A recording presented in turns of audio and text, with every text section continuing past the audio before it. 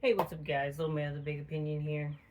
So, I thought I would reignite the ultimate internet debate, and that is open carry versus concealed carry. Uh, I got my license to carry in my state. Elite RV Pros. Nope, don't know who you are. When I turned 21, I've been carrying the same handgun, concealed carry 99% of the time, uh, for about 7 years now. Uh, my concealed carry is just a 365 X macro. Uh, Before this, I was carrying the Ruger EC9. Uh, I specifically went with this one. I've done no modifications to it at all, uh, because it has a 17 round magazine, and it is a appendix carry, concealed carry. Uh, Not really wearing the best shirt for this. It's just a small American Eagle shirt that, from a distance, there's kind of a bulge here. Uh, if you are not looking for it, then you really don't know it's there. Um, my brother has pointed it out a few times, but that's because he also conceals carries a 365. I think his holster is a lot better than the holster that I have, and I haven't replaced it. I kind of bought one and went with the one, and it's just a We the People,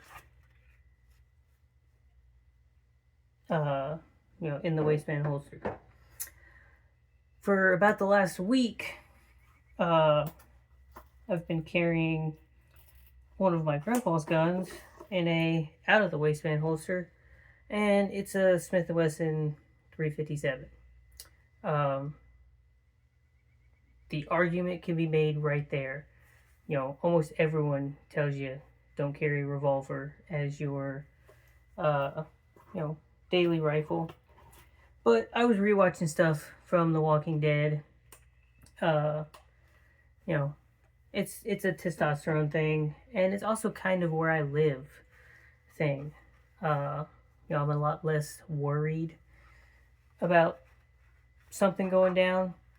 Uh, but it is kind of an old FUD sort of way of thinking. Um, the biggest thing with concealed carry is no one knows what you've got until it's time to utilize it. Open carry, I think its real only purpose is like barbecues and family events, or like closed off stuff that every single person there. You're almost carrying something on your hip more for the purpose of peacocking, showing it off.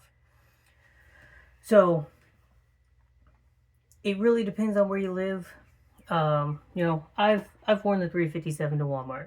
I went and took a test this morning, and went to the gas station with it, got my snacks and stuff. No one said a thing. When I was at Walmart, I had one older guy just asking me what it was. He had an out of the waistband, leather holster, for his 1911. That's another argument there. The old FUD with the 45 ACP, more stopping power. My argument is more bullets. It's completely up to you. I think the one thing that most of us in this area can agree on is you should carry something anyway. Attached to that is you should be proficient with it. Me and a bunch of guys from the church got together a couple of weekends ago and went shooting, and one person very obviously stood out as someone that puts a lot of rounds downrange through his handgun. I would also make the argument that he is still actively in the military and is specifically a military police that shoots a lot more often than some of us would like to. Um, it took me about a magazine's worth to just kind of, get them all grouped within, about that 2.5 inch range, um, at about 15 yards. We started with at 7. We did some stuff even closer. Uh, the farthest we were shooting was it's about the 15 mark. And it was more just, having fun hanging out with the guys. Uh, I got out my 22 pistol and I have 100% shot that way more than my concealed carry, which is kind of a disservice. And I was very, very accurate with it. Uh, then we broke out the 41 Magnum, and we were more shooting that at a very, very large cardboard target, and more enjoying the fact that it makes a loud boom, puts big hole in cardboard. So, regardless of what you carry, you need to feel comfortable shooting what you carry. I can definitely say when I first got my 365, there was some learning curve to it. You have to put 50, 100 rounds through a firearm before you kind of get used to what you're shooting. And even now, I think I still have. Oh no, I put my concealed carry rounds back in there. I, for the most part, stick with the critical defense from Hornady. I've bought some of the SIG ones. These are 147 grain. When we went out shooting, we went through a couple of boxes of just, Blazer, CCI, FMJ stuff, just to, shoot, plink, have fun. But then I also shot 10 rounds of the self-defense stuff. It's a bit heavier than just the regular FMJ stuff, and it shoots differently. So, especially when you're doing your training, like in the 357, you can shoot 38 special, you can shoot 357. There's probably dozens and dozens of configurations on ammo types. So it's not just about buying the cheapest stuff at the store. It's being, relatively, persistent in your shooting. The only thing that I've shot that I don't think, at least for me, it's totally mattered the ammo type is 22. They're all fairly generic. I haven't messed with anything subsonic or, other than like rat shot, which rat shot for 22 is also basically useless. It's just kind of a fun thing to mess around with. But carrying something is important. Training with it as much as you can is important. One of the things that we talked about, so, pull it out, take that out, we'll dump the round in it, so we've got it nice and empty, and this is a relatively free thing to do. I made a short on it a while ago, but just the simple process of, and every person's house is different. I'm standing in my kitchen. This is honestly probably the longest shot that I would have to make is, going all the way down, through the den, through a little bit of the hallway, into my office. and I'm looking at my dresser. If I was in my kitchen and the problem was here, I can pull out, target. There's nothing against dry firing, in my opinion. Uh, you know, you keep a couple magazines empty, you get some of those dummy rounds that you can go through. I actually went and grabbed them. Something my grandpa got me, and I've used them a few times before. This one has two 9mm, two 380, 322, two 40 SW, and two 45 ACP. So you can go through the full process of even pulling your trigger. But this is where everyone's situation's a little bit different. You can imagine, I have a sliding glass door here. If I'm standing in the kitchen and there's a threat, you can sit here in time. All right, we're on target. We're good. I can go from my bedroom to the end of the hallway, and you're just timing, up, out. Even going through the process of, I've just pulled it up, and I'm here, and I'm kind of short, and I'm here. I'm able to start putting rounds down range if that target is, really, really close before I've done my extension and gotten on my target. That's all free training. You got some empty magazines. You can simulate, especially with those dead rounds, you pull, magazine locks back. I'm pulling, I'm wearing hiking pants right now. So depending on, the threat that happened, I'm not, putting my extra magazine clip in my pocket and, situating it to deal with whatever the issue is. I might not even be thinking about grabbing my second magazine. I've grabbed the firearm that's got my 17+1, and I'm going to go deal with, whatever threat is there. But, reload training,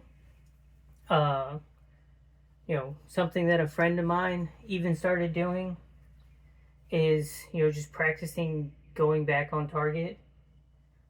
So you can just kind of mimic, it went up a little bit from recoil, and putting yourself back on your target. And you should be proficient with the distances of your house. If you have a 5-yard long hallway, that's what you should train with. If you've got a 20-yard long hallway, that's what you should train with. If you're working in your backyard garden, what's the furthest distance to, the gate to my backyard? Something that's a little bit more sketchy, depending on where you live in, is also, practicing this from your vehicle. I have done a lot of, it's my holsters at my appendix, draw on target, reposition, just go back and forth, slow as smooth, smooth as fast. I don't like to wear my harness. I don't like to wear my firearm when I'm sitting down in the vehicle. I've got one of those little clip things that I can clip this, right next to me. That's a completely different, level of training. You're drawing, I have to bend down a little bit. You're drawing from there, and you might not go full extension, depending on your vehicle. And, that's where it can get kind of fun. We've parked the truck out at the farm. Me and my brother are sitting in it, and, just kind of running through the thought process of, we've put up some targets, and, we're mimicking, an ambush or whatever. We're LARPing. And, so window gets rolled down because I'm not actually going to shoot my window out in this situation. But I'm putting rounds on target. He's getting out of the truck and pulling the Keltec Sub 2000 out from under the seat, and now he's putting rounds on target. And we just kind of run through scenarios of, are we assaulting through, or are we doing some sort of like bounding retreat? Just fun stuff to do in the woods. It's a lot more useful to do that than just you set up some stationary targets, you stand in one spot, you toss in, you do some push-ups.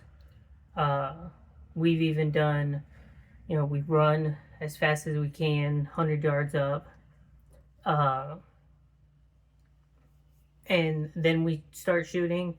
Our aim gets terrible, but you got to do that kind of practice to get anything, half decent out of it. But, we're kind of going off on a tangent here. Over the waistband carry, you're peacocking. You're letting people know what you're carrying. You'll get asked more questions on what are you carrying. That's a cool gun. But any bad guy situation that's happening, you're the first, target.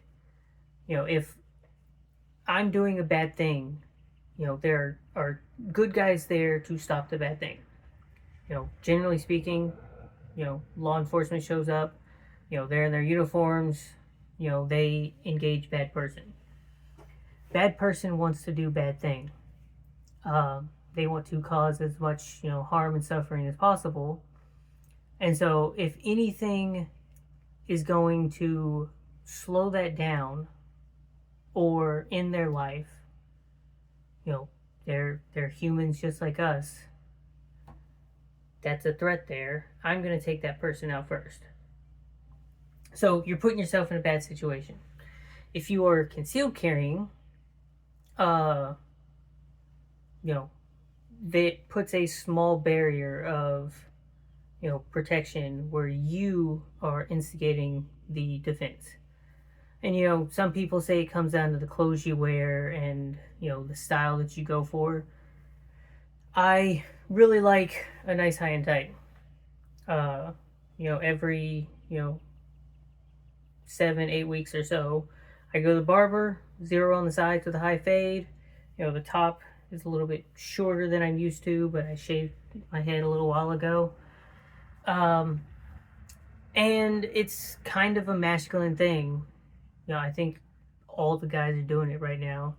I've got my nice big old mustache and my, grizzly 5 o'clock shadow. Trust me, I would grow the beard if it wasn't all patchy right here and, it could get thicker. Thanks for being, half Hispanic. I shaved the mustache. I'm 5'2". I look like I could, pass for a high schooler. So, that's kind of to my advantage that I will probably continue to get carded for stuff that you get carded for, until I start showing gray hair. And even then, I'll probably still get carded. You start to look like the guy from Reacher, and he could not be carrying a firearm at all, but he's gonna be turned into that problem. I typically wear some sort of, athletic fit t-shirt. It's not quite warm enough yet that I'm not gonna wear pants, but, I like to wear hiking style pants. And I do nice earthy colors. The ones I'm wearing are black. I've got some nice, dark tan ones. I've got green ones and gray ones. Some people would argue, typically wearing a ball cap. I think the standard outfit that says, that guy is probably carrying a firearm, it's just blue jeans and a flannel. But if everyone is wearing blue jeans and a flannel, then, I guess everyone blends in.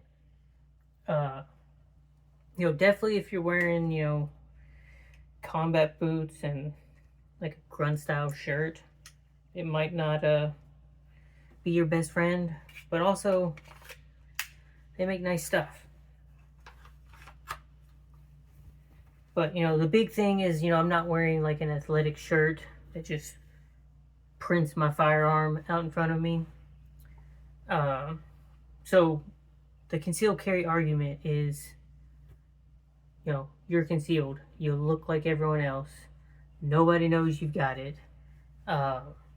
So you get to make the decision to utilize that tool versus, you know, it's out in the open and someone might be making that decision for you. You know, that goes down to, you know, training and situational awareness and all this other stuff. So that's my arguments for the two things. I think I'm gonna go to Walmart after making this video. I'm still gonna keep the 357 on me, just because where I live, it's a very common practice. Plenty of people do it. You know, I think it helps living in a town of, you know, I'll just say less than 10,000. We're way less, but I don't want to give too much information away. It would be a lot different if I was still living in, say, Corpus Christi. Or if I was living, you know, Austin, Dallas, Houston, places like that. Then it would be, you know, 99% concealed carry all the way. But let me know your thoughts down below. You know, start the argument. You know, what caliber are you carrying? You know, is more rounds better? You know, should I just, you know, go ahead and get that Bear revolver that shoots the 500 Smith & Wesson, or even a 30-06? You know, it's completely up to you on what you pick to do. But subscribe to the channel, especially if you want to see more gun stuff, because it's getting warmer, so we're going to be spending more time outside, which means we get to go do more pew-pew stuff. You know, I've still doing my freeze-drying stuff, still doing all the other prepping stuff, but, you know, you show off firearms and people tend to get excited about that. Like it if you like it, dislike it if you don't. Share it with your friends and family, and I'll catch you in the next one.